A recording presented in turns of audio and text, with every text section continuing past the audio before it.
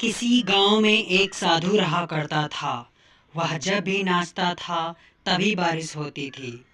इसलिए गांव के लोगों को जब भी बारिश की ज़रूरत होती तब यह लोग उस साधु के पास जाते और उनसे अनुरोध करते कि वह नाचे। और जब नाचने लगते तो बारिश ज़रूर होती थी। कुछ दिनों बाद 4 लड़के शहर से घूमने आए तो उन्हें यह पता चला कि किसी साधु के नाचने से बारिश होती है। तो उन्हें यकीन नहीं हुआ। शहरी पढ़ाई लिखाई के घमंड में उन्होंने गांव वालों को चुनौती दे दी कि अगर हम भी नाचेंगे तो बारिश होगी, और अगर हमारे नाचने से बारिश नहीं हुई तो साधु के नाचने से भी बारिश नहीं होगी।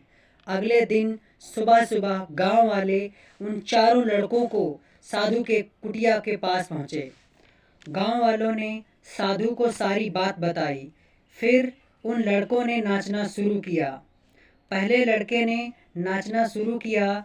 आधा घंटा बीत गया। फिर पहला लड़का थक कर बैठ गया,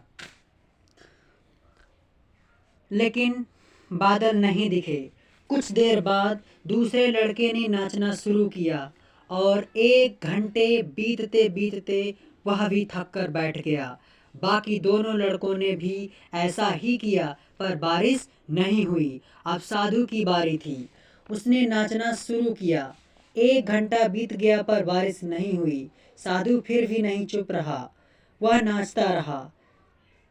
नाचते नाचते 2 घंटा बीत गए पर बारिश नहीं हुई। 4 घंटे बीत गए पर बारिश नहीं हुई। लेकिन साधु को तो रुकने का नाम ही नहीं ले रहा था। धीरे धीरे शाम ढलने लगी कि तभी बादलों की गड़गड़ाहट सुनाई दी और थोड़ी देर बाद जोरों की बारिश होने लगी। यह देखकर चारों लड़के दंग रह गए और तुरंत साधु से क्षमा मांगी। फिर चारों लड़कों ने साधु से पूछा, बाबा भला ऐसा क्यों हमारे नाचने से बारिश नहीं हुई और आपके नाचने से बारिश हो गई? साधु ने उत्तर दिया, जब मैं नाचता हूँ तो 2 बातों का ध्यान रखता हूँ। पहली बात तो ये, मैं यह सोचता हूँ कि अगर मैं नाचूंगा तो बारिश को होना ही पड़ेगा, और दूसरी बात यह कि मैं तब तक नाचूंगा जब तक कि बारिश ना हो जाए।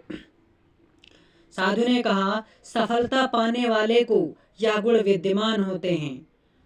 उसमें उन्हें सफल होने का पूरा भरोसा होता है और वे तब तक उस काम को करते हैं जब तक कि उसमें सफल ना हो जाए। इसलिए अगर हमें सफलता हासिल करनी है तो इस साधु की तरह लक्ष्य को प्राप्त करना होगा।